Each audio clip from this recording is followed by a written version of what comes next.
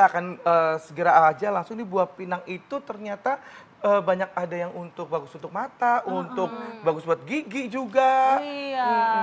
Jadi buah pinang ini buah yang udah lama dikonsumsi oleh leluhur kita sebenarnya kan. Bener sekali. Nah, kita udah ada dokter nih di samping kita, Dokter Lona, Lona, spesialis farmakologi. Nah, Kak Indra, ini ada pertanyaan nih, ada fakta mitos yang beredar di masyarakat, yaitu minum air rebusan buah pinang dapat menghentikan pendarahan, fakta atau mitos? Nah, kalau itu masih mitos ya. Masih mitos. Jadi memang sudah ada penelitian pada hewan coba yang menunjukkan bahwa si pinang ini memiliki efek hemostatik, artinya dapat menghentikan perdarahan.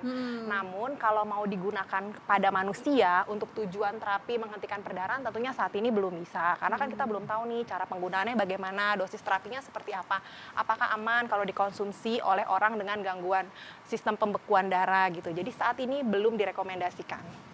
Oke, nah ini ada lagi nih dok. Ini tadi kan kita lihat ya, liputan ibu-ibu tuh bilang katanya masalah penglihatan itu dipercaya dapat disembuhkan dengan konsumsi buah pinang. Itu fakta atau mitos dok? Nah, itu juga masih mitos, Mas Masih Indra. mitos. Masih mitos.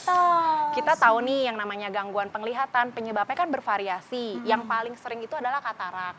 Atau kalau usia muda kayak kita karena gangguan refraksi, misalnya rabun jauh. Yang sampai saat ini aja belum ada obatnya. Termasuk pinang. Pinang ini belum terbukti mampu mengobati atau dapat menyembuhkan orang dengan katarak ataupun rabun jauh dan rabun dekat gitu. Baik. Apalagi penyakit mata infeksi ya, yang jelas-jelas harus berhati-hati untuk penanganannya. Salah-salah kalau kita menggunakan pinang, bukannya sembuh, infeksinya malah makin berat.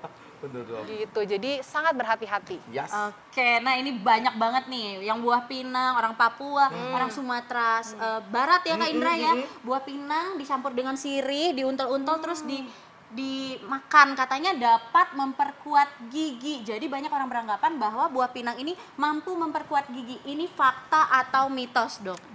Ini juga masih mitos, Dokter Nisa. Mitos juga. Jadi tadi tuh yang statement katanya konsumsi pinang bisa memperkuat gigi, ini berhubungan dengan kebiasaan nyiri atau tradisi nyiri di Indonesia.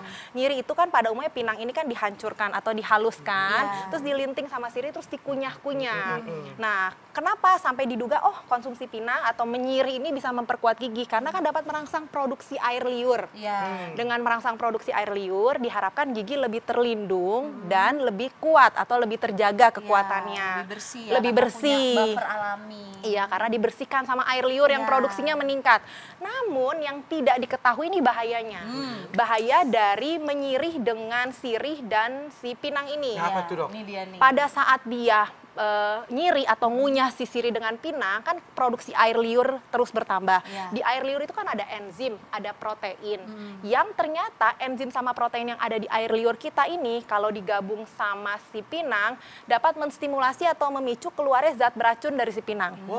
Zat beracun tersebut yang meningkatkan resiko seseorang menderita kanker orofaring atau kanker mulut. Nah, itu dia. Itu yang Nah itu gimana tuh maksudnya dengan kebiasaan-kebiasaan orang yang sudah seperti sekarang ini gitu, orang-orang yang masih percaya bahwa dengan nyiri atau apa, dan kebiasaannya itu dianjurkan untuk tidak melakukan itu lagi karena akan dapat meningkatkan resiko kelainan pada rongga mulut yang berujung pada kanker mulut, dan tentunya hal itu akan membahayakan nyawa. Tuh, jadi untuk Anda yang suka nyiri pakai pinang ini hati-hati sekali. Bukannya mau nguatin gigi, tapi malah efek yang tidak diinginkan.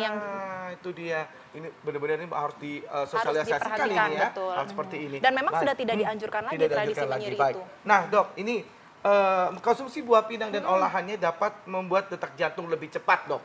Fakta atau mitos dok? Itu fakta. Oke, fakta. Itu kenapa tuh dok? Kok bisa membuat kenapa? jantung lebih cepat dok? Jadi buah pinang ini ternyata mengandung zat aktif. Salah satunya kafein. Kafein pada beberapa orang yang sensitif dengan kafein atau peka dengan kafein dapat mengalami keluhan detak jantung yang lebih cepat, bahkan tidak teratur.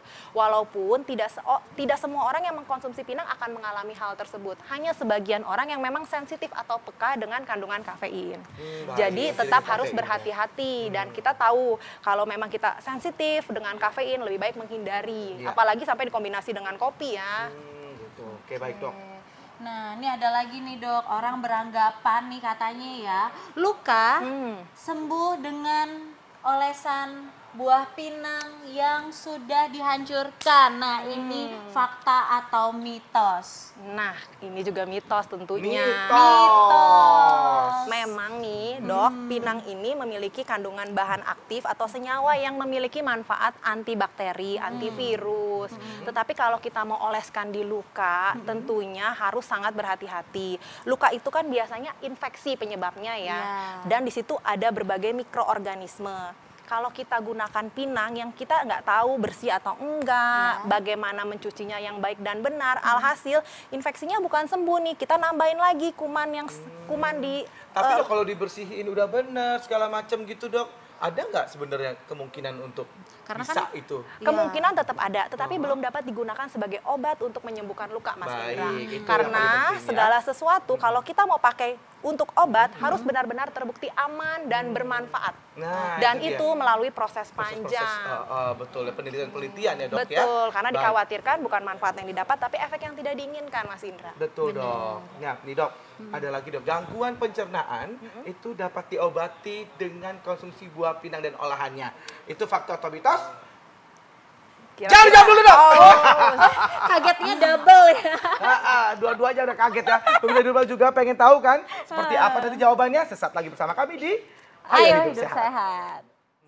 Nah, jadi kita balik lagi ke pertanyaan saya tadi itu, dok ya. Nah, gangguan pencernaan itu dapat diobati dengan mengkonsumsi buah pinang. Itu fakta atau mitos, dok? Itu mitos. Mitos. Nah, jadi buah pinang ini memang mengandung bahan aktif yang namanya tanin, Dok. Tanin ini memiliki khasiat atau efek anti diare.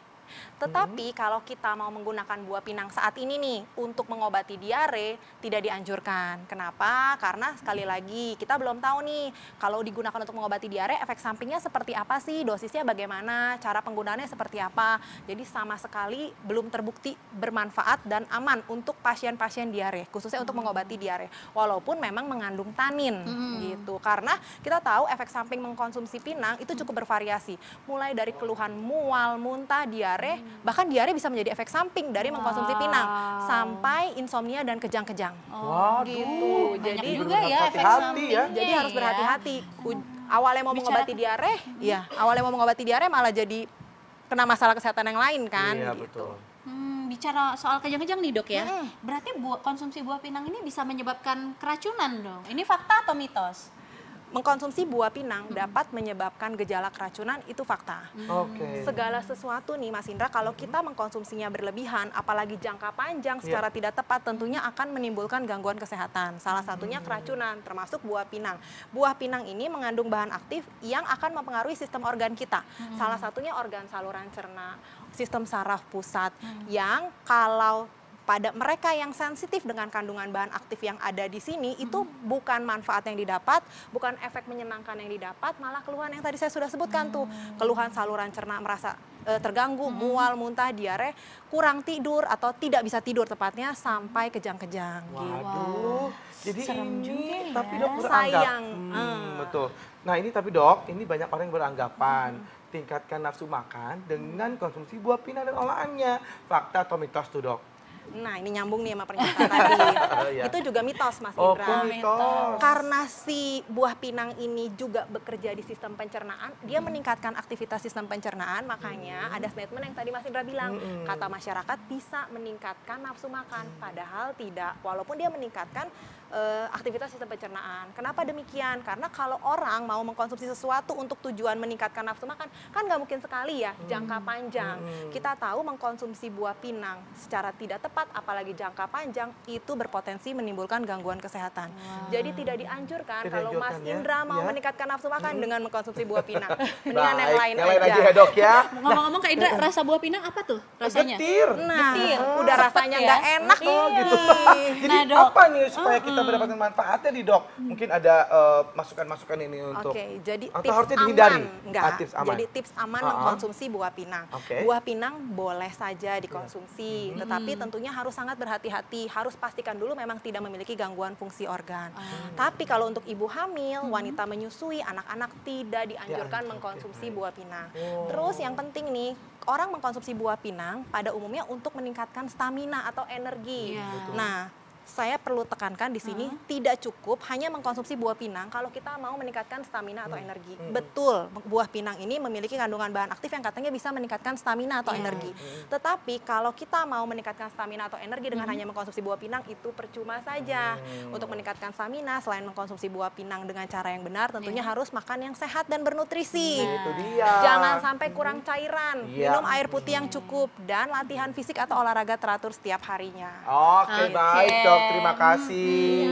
Mudah-mudahan informasi hari ini bisa menambah pengetahuan kita ya Kak Indra, meluruskan persepsi masyarakat yang menganggap buah pinang ini sangat banyak sekali manfaatnya dan dijadikan obat-obatan juga ya. Jadi memang cenderung lebih ya kayaknya dihindari aja deh kayaknya gitu ya. Jangan ya. Baik gitu. dok, terima kasih banyak sekali lagi. Terima kasih banyak dokter informasinya. Aduh Kak Indra, sudah tidak terasa nih 1 jam kita menemani pemirsa di rumah. Sudah saatnya kita harus pamit undur diri nih Kak Indra. Betul sekali. Pemirsa di rumah jangan lupa saksikan Ayo Hidup Sehat setiap hari Senin sampai Jumat jam 1 sampai jam 2 siang hanya di TV One. Dan kalau Anda ketinggalan untuk episode kali ini, Anda bisa langsung saja akses ke laman di TV One Connect dan juga viva.co.id. Saya Indra Bekti. Saya Dr. Tengku Anissa, Indonesia, Ayo Hidup Sehat. Sampai jumpa.